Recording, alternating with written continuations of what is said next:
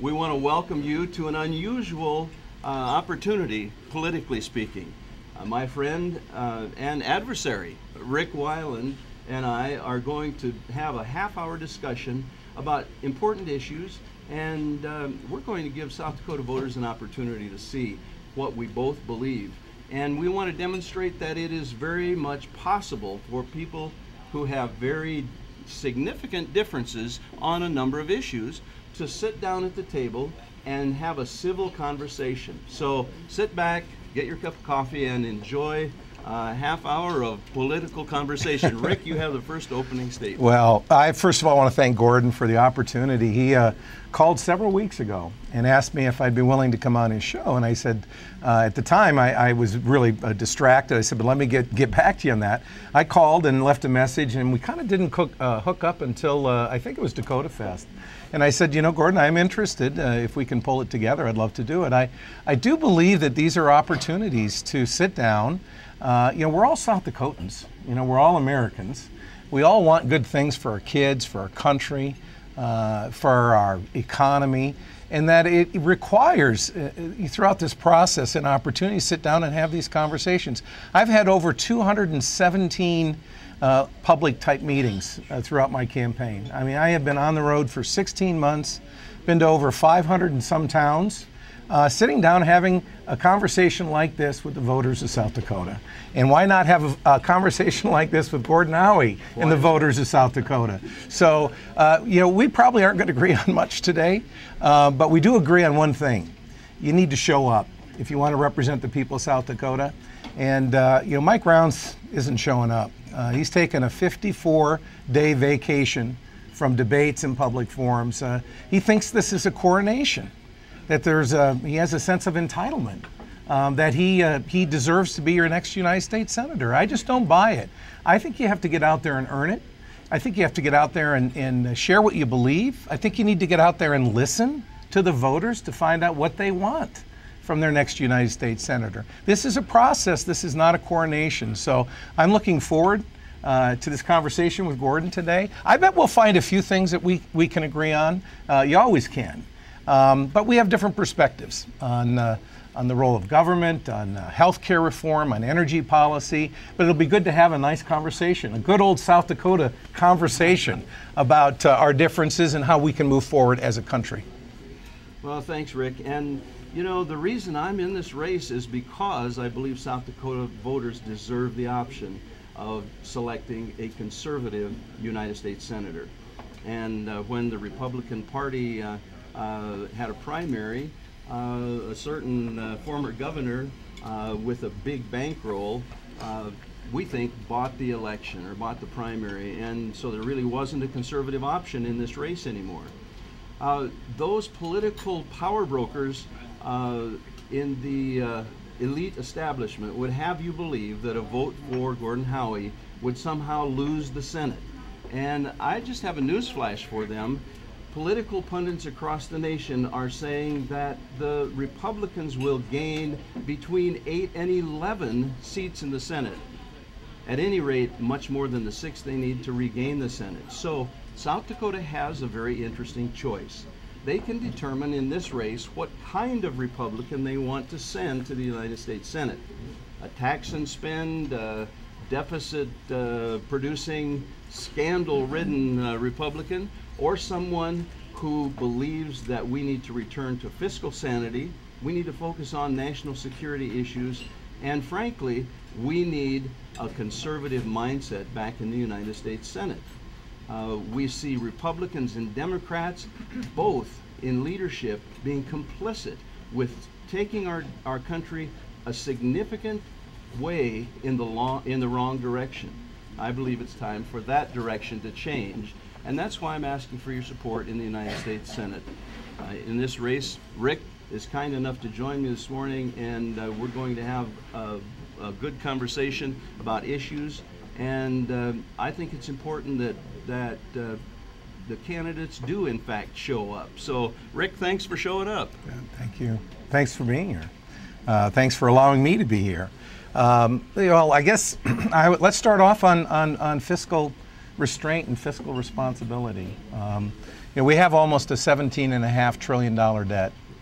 I'm as concerned about that as Gordon Howie is. But you have to look at how that debt has been racked up over the course of the last 200 and some years.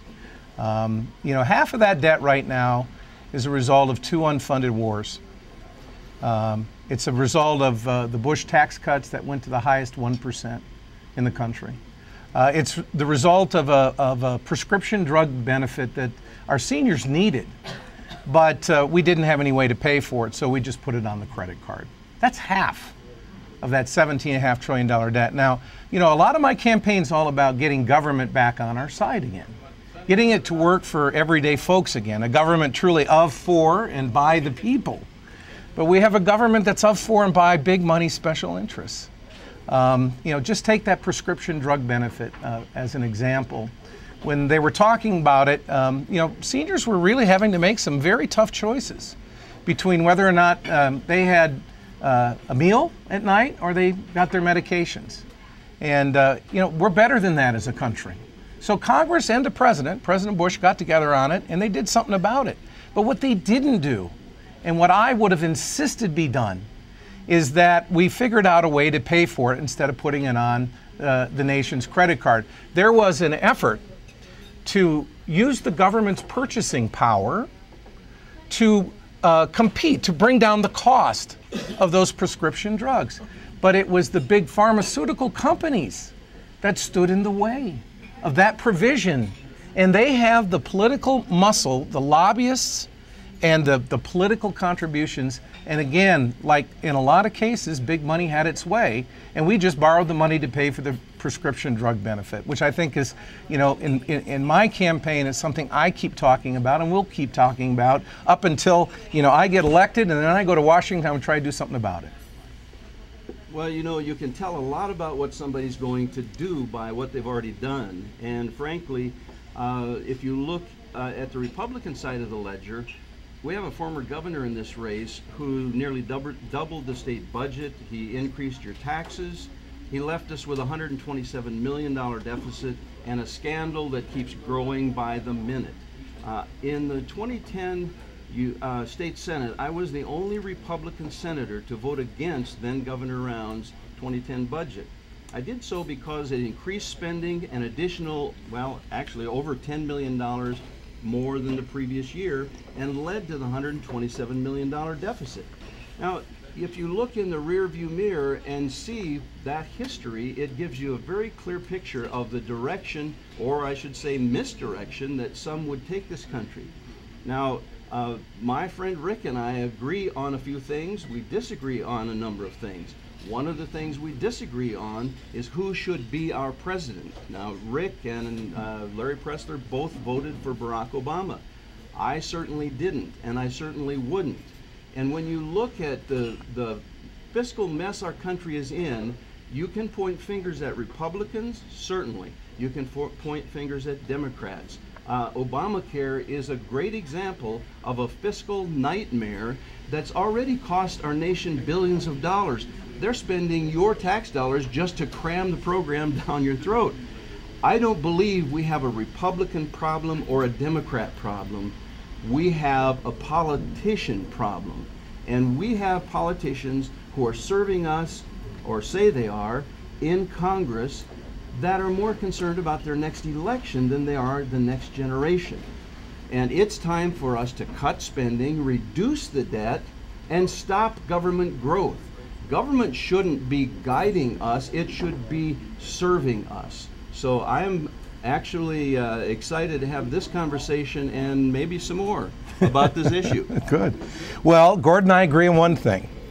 In the context of South Dakota balancing its budget, 7 out of 8 budgets that Mike Rounds put on the table were in deficit. And I got a kick out of Governor Dugard sort of saying, I had to deal with 127 million structural deficit when I became governor. I mean, who's telling the truth here? Were the budgets balanced, or was there a deficit?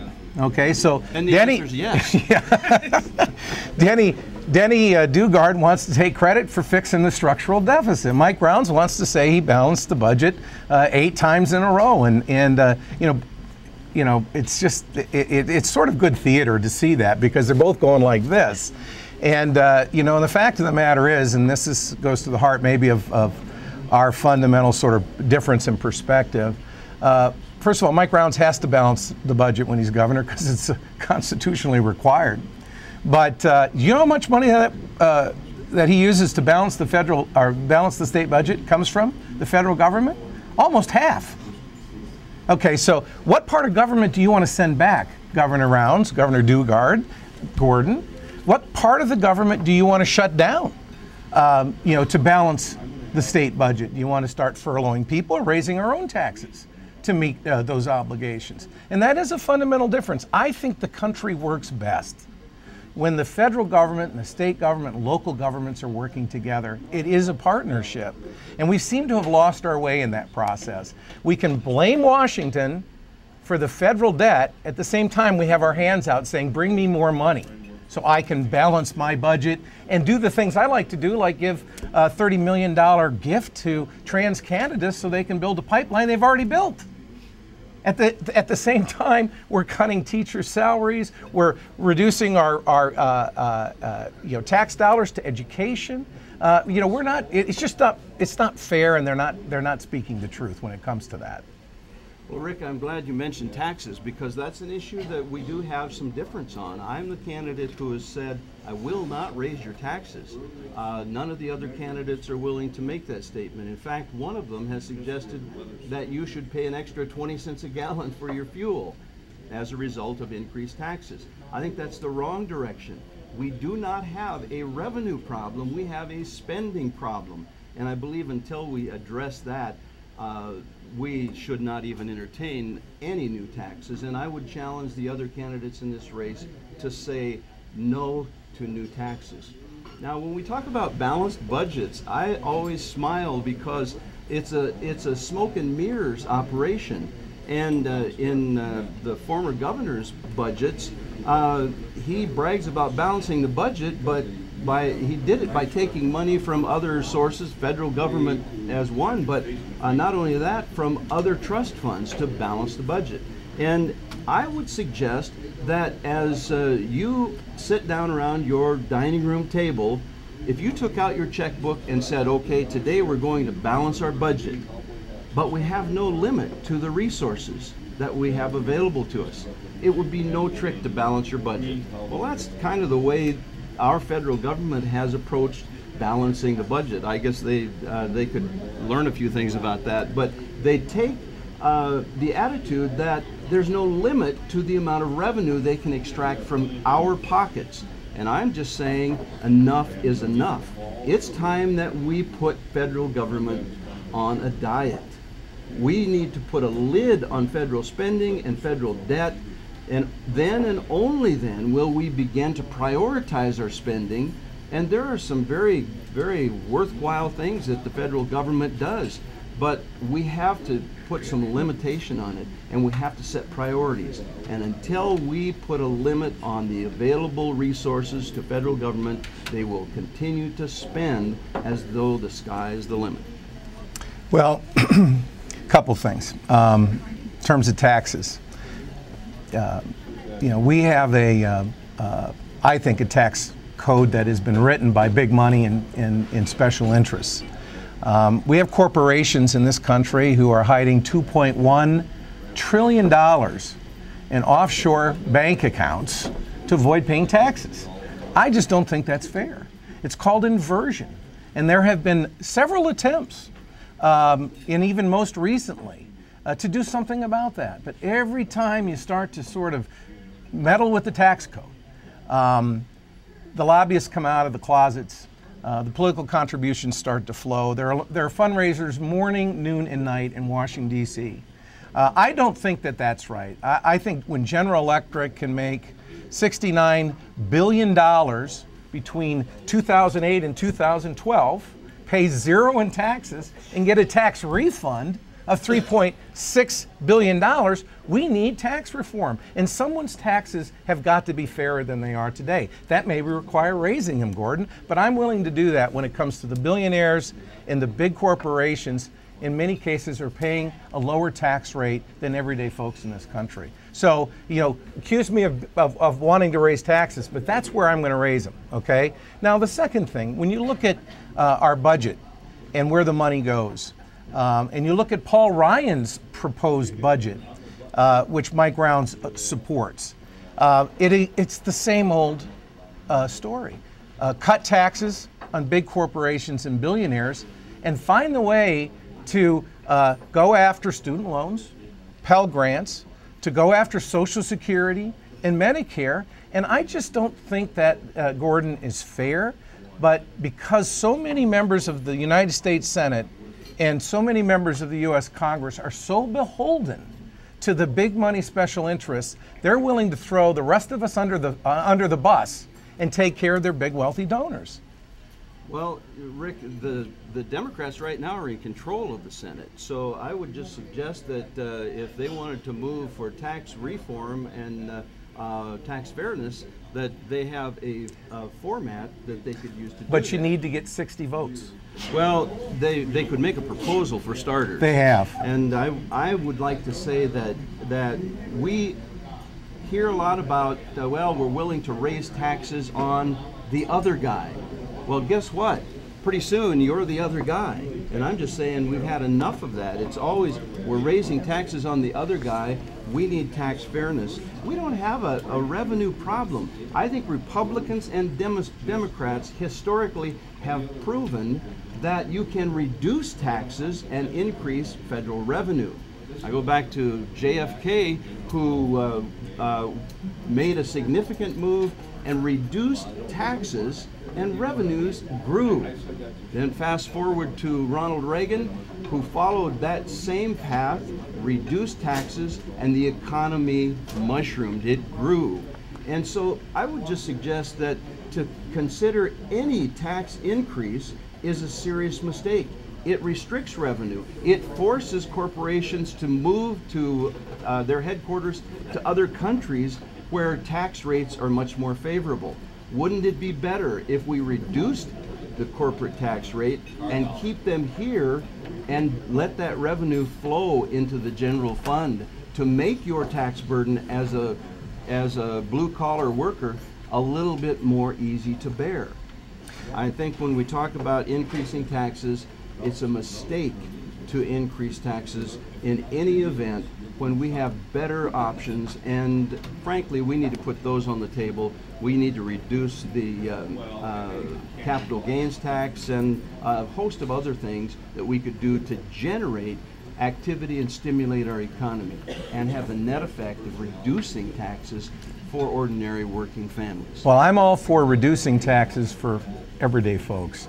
But corporations, major corporations in this country right now are paying an average corporate tax rate of 17%, not 35%. And it's because of provisions like inversion that allow them to park it over in Irish bank accounts. I love when I got into this race last May, I was talking about big money and how we need to take our country back from the big money because it's really controlling our government. And Tim Cook, who I like, and you've heard a lot about him recently, he's the CEO of Apple Corporation, was testifying before Carl Levin's tax committee, Senator Levin from Michigan, and was asked, does Apple pay its taxes? And he said, well, Apple, we pay the taxes we owe. That was his response. And someone came back to him and said, well, you know what? What about all that money you've got over in Ireland? He said, well, those are the tax laws. We can do that. It's legal. Well, it may be legal, but it's not fair. And these lobbyists and these corporations are working Congress over pretty good, Gordon. And I think that when you're out there more as a candidate interested in raising big money and spending time in Dallas, Texas, shaking down big oil, when I'm in Dallas, South Dakota, shaking hands with folks at Frank Day's place, there's a real difference here. You know, you got to get out there and earn it. You got to get out there and talk to the voters and not be so focused on the big money donors. That's how we take our country back. We need fair tax reform. We don't have a fair tax code in this country. You know, I want to talk a little bit about the Affordable Care Act, if I can. You know, can I ask you a question? Sorry, you can't talk to this. Yeah, I mean, okay, what we got with the Affordable Care Act were a few concessions from big insurance. They were willing to give on a couple of things. They could no longer deny you because of a pre-existing condition. Wow, you know, how many people got screwed over by big insurance because they had diabetes or Parkinson's or something, and that they weren't going to cover that. So everything that was connected to that, right, never was covered. And they were willing to give in a little bit on this lifetime cap.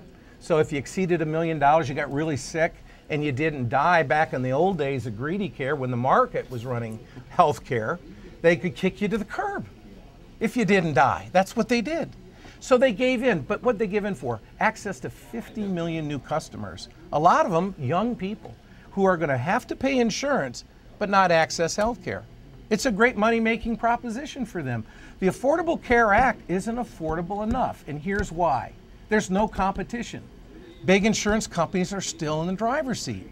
And what I would have done, I would have insisted that the country be given a choice, a Medicare-like choice. Now, Medicare works. 140,000 people in South Dakota on Medicare wouldn't give it up for private insurance no matter what. Okay, it works. So my proposal is to open Medicare up to everyone. Give them a choice between private insurance that Mike Rounds sells, big insurance that Mike Rounds likes to hand out to his willing customers and premium payers, or Medicare. Give them a choice. People will vote with their billfold, and when they do, it will drive down the cost of private insurance because they're going to have to compete or they'll be out on the street. And I think that's a win-win-win for the American people. Well, when you talk about Obamacare, I think we do have some striking differences, Rick and I, but frankly, when I was in the Senate in South Dakota in 2010, I introduced the Healthcare Freedom Act. It was a bill that would have nullified the provisions of the Affordable Care Act. I even hate to say it that way. I mean, who thinks it's affordable? But it would have nullified the provisions of Obamacare in South Dakota. Then Governor Rounds sent his chief of staff to the Senate State Affairs Office to kill that bill. Now, we know he owns a multi-million-dollar insurance company, and I'm not sure where all those dots connect, but I would say this. Government control of your healthcare decisions is a bad decision. That's why I fundamentally have opposed from the start Obamacare. We look at the options available. Healthcare in America exceeds anything in the world. The problem, if there is a problem, or to the extent there's a problem, is with the delivery of that health care. And instead of passing a huge piece of legislation that wasn't even written yet, according to Nancy Pelosi, we need a more sensible solution to health care delivery. The healthcare system isn't broken, but when the government gets involved in healthcare, something begins to break. You only have to ask the families of these veterans who have died waiting for healthcare under a government-run program. Now, Rick and I were in a debate last night sponsored by the Native Sun newspaper, and it dealt with Native American issues, and they were talking about the Indian Health Services and how that is failing them. Well, I would just say it's another great example of what happens when government makes your healthcare decisions. Obamacare is bad from start to finish. I like the idea of repeal and replace. We repeal the law and replace everyone who supported it. Okay, my question is replace with what? My Medicare Choice Act? Can you agree with that? That'd be good, right? Because I don't believe Medicare dictates what doctor you get to see or what hospital you get to go to, right? You've got some choice even within Medicare, but within private insurance, if you're on Sanford or Avera, you're going to their hospital and their doctors. So I think you actually get more choice. And you know, and for Medicare, which is one of the most efficient healthcare systems ever created, you know, the woman that runs the entire program for 50 million people in this country makes $175,000 a year, okay? The gentleman that runs United Healthcare Corporation makes over $100 million a year. And most of those CEOs in those major big private insurance companies are making 10, 20, 30, 40 million dollars a year, living in 100-story glass skyscrapers. That's where your premium dollars are going. You know, let me just say this. You know, I'm not in favor of big government. I never have been. But I'm in favor of smart government. Government that works for us, because it's supposed to be of, for, and by the people, right? It's supposed to be the honest referee that's out there making sure we don't get rolled by big healthcare, that we don't get rolled by big banks, that we don't get rolled by big ag. That's what it's there for, I believe. It is to make sure that we have an honest referee in the game. And you know, unfortunately, what's happened is that that honest referee has been bought off by all that big money. They always get their way when it comes to healthcare reform and energy policy, financial services reform, you name it. They're at the table calling the shots in Washington, D.C. That's what you said at the beginning, that's what my Take It Back is all about, Gordon. We want the same things for our country. We want the same things for our state and for our families.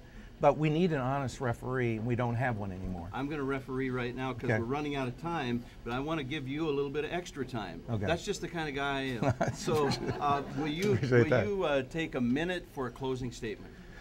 Yes, absolutely. This is a critical election for South Dakota. It really is. And I think you got, you know, a choice, an honest choice between someone who's going to fight for you every day, someone who's been to all those towns, someone's, you know, had over 200 and some town hall meetings, someone who's willing to show up for debates and just share with you what's on his mind, what's in his heart. And I will fight as hard as I can every day as your next United States Senator on the floor of the Senate, working on behalf of everyday folks in this country. They've lost their voice and government has lost its way. And we need to take our country back, Gordon. And I, as a result of hopefully getting elected in November, I'm going to offer up a constitutional amendment, and I want to read it to you. And it's my one bill that I'll introduce day one. And it says, so that the votes of all, rather than the wealth of the few, shall direct the course of this republic. Congress shall have the power to limit the raising and spending of money with respect to federal elections. Well, thank you for being here, Rick. Thank you. This is an important election, and South Dakotans do have the opportunity to make a significant choice. I believe the candidates couldn't be more diverse in our opinions and the way we would approach government. I believe you need to look at our history to determine how we would behave in the United States Senate. We have two candidates, both Rick and Larry, who voted for President Barack Obama. From my perspective, that disqualifies them from the seat. I'm sorry. And one of them contributed financially to Harry Reid.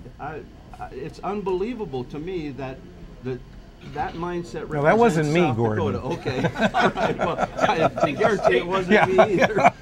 Then we have a Republican who is a tax and spend, government growing, deficit producing Republican who has left us with an EB5 scandal that grows by the minute. We want to thank you for being here today watching with us, and we run a bit long, but this is Rick Weiland, Gordon Howie. We approve this message, and thank you for watching.